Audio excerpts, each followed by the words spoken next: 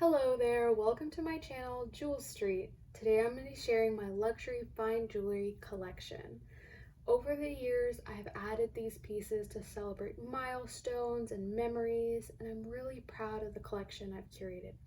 So let's get right to it. I'd like to start off with my pieces from Cartier. So this was my first Cartier jewelry piece, so it means quite a lot to me. This was like dipping my toe into the water that is luxury fine jewelry, and so I treat this piece as the base of my stack. So obviously it comes in this lovely classic red cover box with the Cartier name embossed on the front, and you open it up to reveal the lovely standard jewelry box that houses the Cartier pieces, and you know, the scroll kind of garland detail on top is a signature of the brand. So here it is. It's the love bracelet in the yellow gold. I love the tone of the yellow gold and just how classic this bracelet is. It looks fantastic by itself or with other jewelry. It also came with this travel pouch, and this is where I keep my screw. So I'm gonna go ahead and put it on as we're speaking.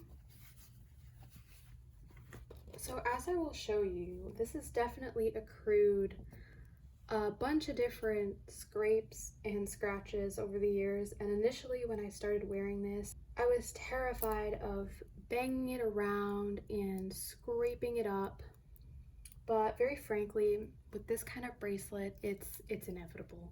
I like to romanticize and say that the unique pattern of scratches and scrapes all over this bracelet are what's gonna set it apart from everybody else's.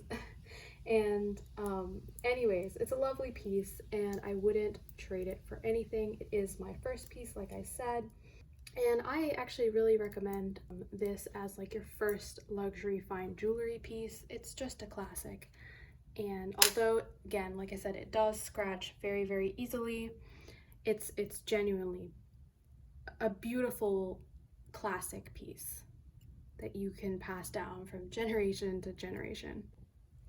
So there we go, this is how it looks on my wrist, and you may be wondering why there's this piece of tape on my screw. The sales associate that I had bought this from had told me that putting a piece of tape on it would help reduce scratches as you were like screwing it on. I'm honestly not sure that that's true. It's just I've never taken the tape off. Anyways, this is how the bracelet looks on my wrist. This is in a size 18, and as you can see, it's a little bit on a looser kind of size, almost like a bangle. Next up here, let me open this up for you. It is another love bracelet. So this is also in the yellow gold, but this time it has 4 diamonds. So 2 in the front and 2 in the back right here. And let me pop this on for you. This bracelet is the perfect companion to my first bracelet. It has a little something something, the diamonds of course, to catch the eye and the light sometimes. I adore this bracelet and I love how it looks with this other one. Similar to the other one, it is a bit scratched and it will continue to accrue more scratches, and I am okay with that. If I ever find that my bracelets are looking a little bit dull, I'll go in with the care kit that Cartier provides when you purchase a love bracelet, and it comes with this cleaning solution right here and kind of like a dust cloth and a brush. So this is kind of the one for my one with diamonds. I haven't used that one. I kind of just going through one kit at a time. Basically, I give it a nice deep clean using the kit, and oh my goodness, it makes such a huge difference. I cleaned my bracelets before this video and I can already tell like how much more shine I'm getting than before I had cleaned them. So I definitely recommend, you know, if you have any of these bracelets to, or any gold jewelry or fine jewelry for that matter, to kind of like deep clean your items using the appropriate products every couple months or so. It really does make a huge difference. Moving on to the next Cartier item, and this is the Juste Clou, so just a nail bracelet, and also the yellow gold. I'm not sure if you can sense a theme right now, but I love yellow gold. I just really like how it looks on my complexion and how it looks in general. Some of my family have called me old-fashioned for that, but I mean, it is what it is. This is my most recent piece of jewelry that I've gotten from Cartier. I was a little hesitant about this at first, but I'm so glad I went for it. I absolutely love this piece.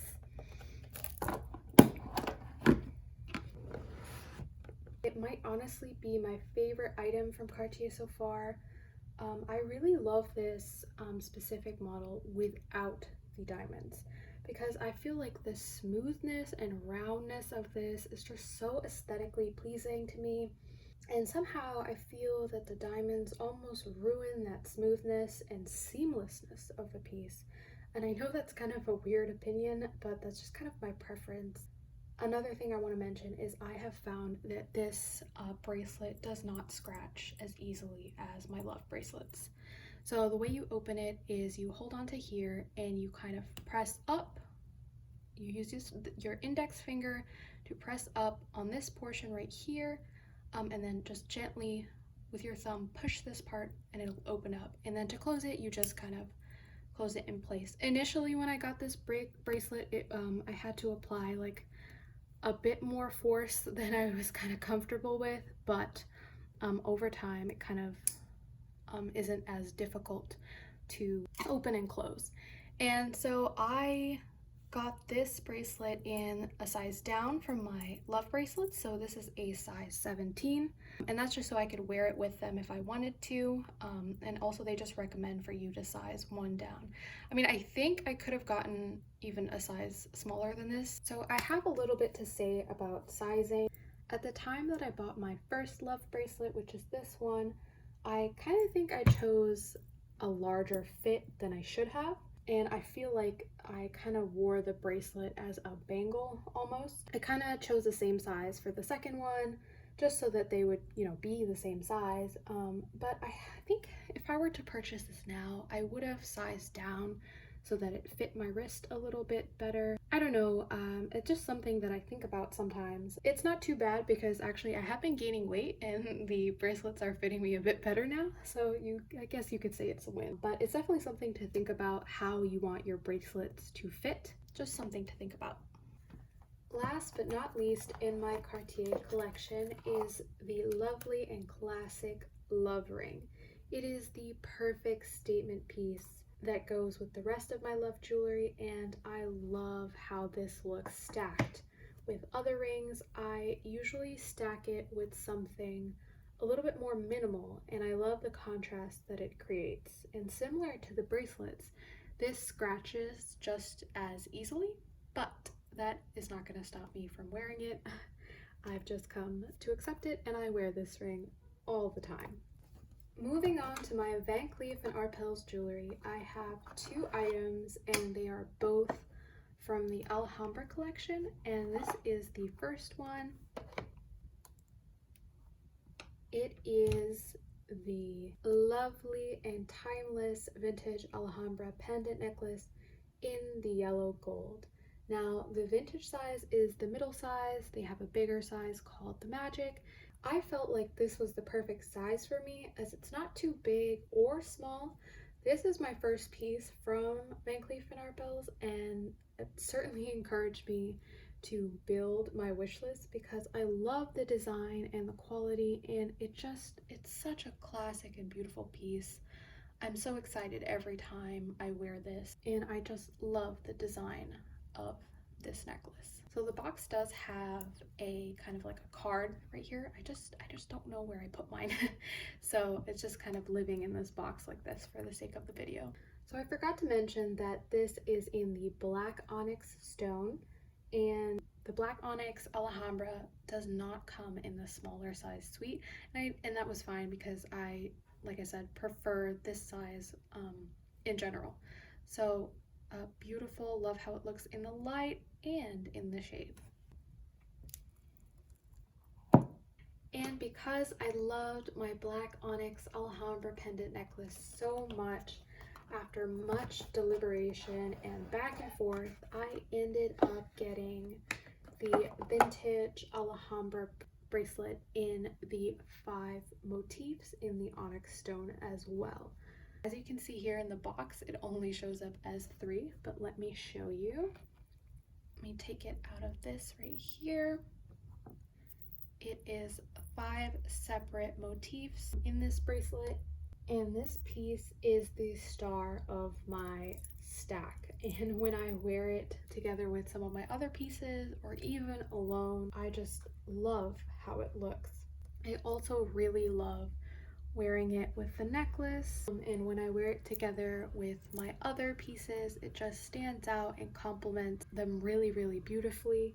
I feel like this piece speaks for itself. It's beautiful and it's timeless. As you can see, it's a little bit big on my wrist, but not too much that I'm kind of too concerned about it. I think I could go get it altered to be smaller. I'm not sure what that would entail exactly. They may have to remove one of the motifs, or I suppose like shorten the chain somehow, but it's not really something I've considered recently. As long as it doesn't kind of like fall off my hand, which it does not, I do love how it looks. Overall, I love my pieces from Cleef and Arpels, and I definitely have my eye on a few others that I hope to acquire in the future.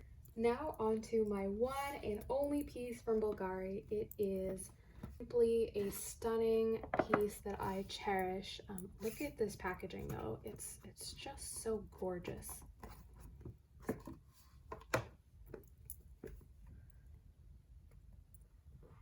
So this is the Bvlgari Divas Dream necklace in the rose gold and mother of pearl. It also features this stunning and delicate little diamond at the top. The camera isn't doing it justice right now. I purchased this necklace after falling in love with it in person. I just love how it goes with everything. You could dress it up, you could dress it down, and how the mother of pearl catches the light at different angles. Each one of their pieces kind of has a different inset of mother of pearl. The sales associate was very sweet and patient with me as I kind of went through basically all of the Divas Dreams in mother of pearl that she had, and I chose this one just because of how much I loved it. Just the variation and how it caught the light, really just, it was me. This is just truly one of my most favorite pieces. I also feel like this necklace isn't as mainstream as some of my other kind of like luxury fine jewelry pieces, and that makes me love it even more. The rose gold is really subtle and gorgeous, and I think Bvlgari does rose gold really beautifully. And the only issue that I've faced with this necklace is that when you kind of move the pendant around, sometimes it gets stuck. And it didn't do that with the other necklaces I saw. I just loved the way the mother of pearl was on this necklace that I didn't mind. And it just takes a little bit of finagling, and then it just it smoothly moves across the chain. But that's kind of the only problem I've had. The lobster clasp, you don't clasp it into any of these discs right here. So I don't know if you can see this, but you're not supposed to clasp it in any of these discs. You're supposed to clasp it in between. So that actually makes it really easy to put on and off, and I actually really appreciate whoever designed it this way. It just makes the necklace really easy to take off and on.